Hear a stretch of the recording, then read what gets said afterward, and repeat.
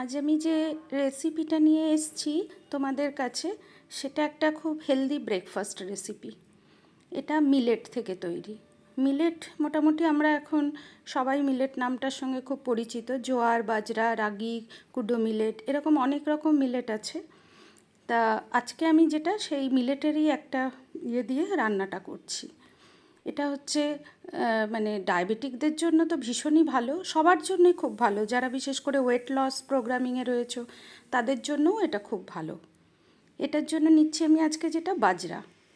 বাজরা শীতকালীন একটা মিলেট, এবং এটা রান্না করার জন্য যে প্রসেসিংগুলো সেটা খুব ইম্পর্টেন্ট। সেটা ভালো করে একটু বলি, দেখে নাও। বাজরা আমি যে মাপে নেব, কাপ মেপে, এই দেখো এরকম গোল গোল ছোট ছোট দানার মতো দেখতে। এটাকে খুব ভালো করে 3-4 বার কচলে কচলে ধুয়ে নিতে হয়, কারণ খুব ময়লা থাকে। ভালো করে ওয়াশ করে এটাকে আমি ভিজতে দিয়েছি। 8 ঘন্টা ভিজতে দিতে হয়, যার জন্য আমি রাত্রে এটাকে ভিজিয়ে রেখেছি। সকালে উঠে আমি এটাকে ছেঁকে নিলাম। এবার যে জলে আমি রাত্রে ফাইনালি ভিজিয়েছিলাম সেই জলটা ফেলবো না, ওটাও তো উপকারী জলটা, ওটা দিয়েই আমি সেদ্ধ করে নেবো আগে বাজরাটাকে।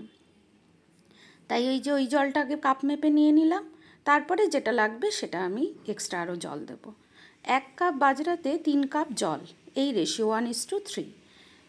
এই রেশিওতে আমি কুকারে দিয়ে দিলাম জল আর বাজরা দিয়ে, একটু নুন আর একটু হলুদ গুঁড়ো দিয়ে আমি এটাকে 5টা মতো সিটি দেব।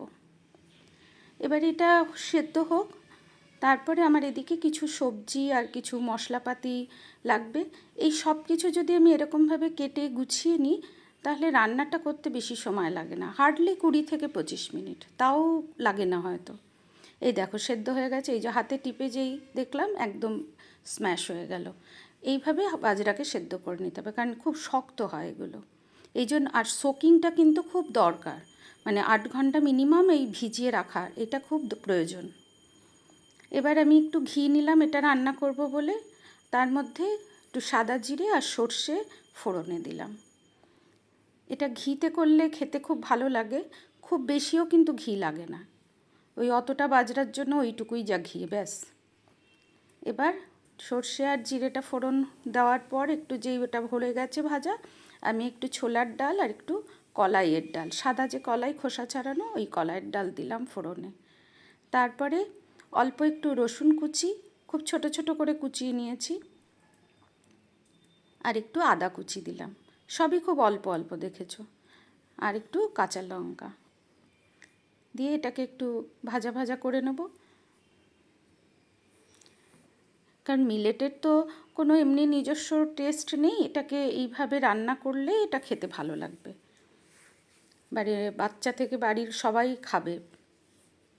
দিয়ে কারি পাতা দিলাম, দিয়ে আর দুটো মিডিয়াম সাইজের পেঁয়াজকেও এভাবে ছোট ছোট করে একটু কেটে নিয়ে এটাকেও অ্যাড করে দিলাম। দিয়ে এটাকে একটু ভাজা ভাজা অল্প করব, খুব যে ভাজা তাও নয়, জাস্ট একটুখানি নেড়ে নেওয়া যাকে বলে। হয়ে গেছে আমার ওটা। এবার আমি কিছু সবজি অ্যাড করছি। আমি দিলাম একটু বিনস, একটু সুইট কর্ন, একটু গাজর। এই যে সবজিগুলো দেখেছো সব আমি খুব ছোট ছোট করে কেটেছি, কেন, তাতে আমার খুব তাড়াতাড়ি হয়ে যাবে রান্নাটা, কারণ বাজরাটা সেদ্ধ করাই আছে। শুধু সবজিটা এবার একটু সেদ্ধ হওয়ার পালা। এবং যদি কেউ ঘিয়ে কারোর আপত্তি থাকে তাহলে সাদা তেল দিয়ে এটা করতে পারো, তবে ঘিটাও আমাদের কিন্তু শরীরের জন্য খুবই ভালো, দরকারও একটুখানি ঘি, ভীষণ প্রয়োজন। দিয়ে আমি একটু নুন আর একটু হলুদ অ্যাড করলাম, দিয়ে এটাকে আবার একটু ভাজা ভাজা করে নেব। গ্যাসের ফ্লেমটা এই সময় আমি মিডিয়ামে রেখেছি, কারণ এই সবজিগুলো সেদ্ধ হতে কোনো সময়ই লাগবে না, কারণ যেহেতু খুব ছোট করে কাটা।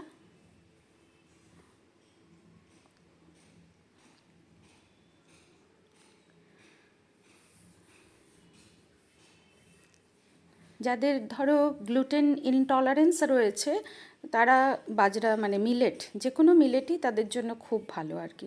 আমার বাড়িতে বাজরার রুটিও হয়। আমি এবার এর মধ্যে ক্যাপসিকাম কুচি অ্যাড করলাম।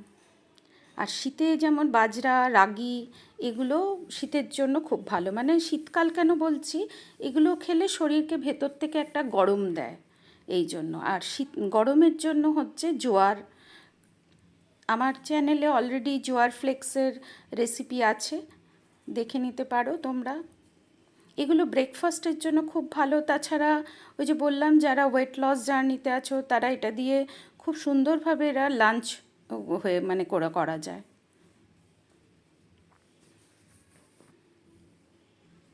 আমি নিজেই যেমন এটা দিয়ে লাঞ্চ, বাড়িতে সবাইকে হয়তো ব্রেকফাস্টে দেবো, কিন্তু আমি লাঞ্চ করে নেবো এটা দিয়ে। এবার এর মধ্যে অ্যাড করলাম একটু শুকনো খোলে ভাজা চিনেবাদাম। যা যা আমি দিচ্ছি রান্নাটায়, মোটামুটি এগুলো আমাদের বাড়িতে থাকেই। এমন নয় যে এটা রান্না করার জন্য খুব অনেক মানে কেনাকাটির ব্যাপার আছে। খালি বাজরা এখন মোটামুটি বড় ডিপার্টমেন্টাল স্টোরে পাওয়া যায়, তাছাড়া তো অনলাইনে পাওয়াই যায়। তারপরে আমি দিলাম একটু নারকেল কোড়া, ফ্রেশ নারকেল কুড়িয়ে নিয়েছি, দিয়ে একটু নেড়েই আমি বাজরা সেদ্ধটা দিয়ে দিলাম। আর আমি যে নুনটা দিয়েছি সেটা নুনটা একটু বুঝে দেবে, কারণ আমি বাজরা সেদ্ধর সময়ও নুন দিয়েছিলাম। এখানে যে নুনটা অ্যাড করলাম শুধুই সবজিগুলোর আন্দাজে নুনটা দিয়েছি। রান্নাটা অলমোস্ট হয়েই এসছে আমার। এবার নামানোর আগে একটু পাতিলেবুর রস, পাতিলেবুটা মানে এমন নয় যে খুব টক হবে, এইটুকু দেওয়া মানে হচ্ছে, মানে আমি একটা লেবুর হাফ দিয়েছি, তা হচ্ছে জাস্ট অনেকটাই হয়েছে, এটা দেখছো পরিমাণে। এটা একটা হালকা একটা মানে ট্যাঙ্গি টেস্ট, মানে খুব যে টক লাগবে তাও নয়। আর হচ্ছে কিছু ফ্রেশ ধনেপাতা কুচি করে দিয়ে ব্যাস, এবার আমি গ্যাসের ফ্লেমটাকে বন্ধই করে দেবো। হয়ে গেল, দেখতে পেলে খুব বেশি সময় লাগে না।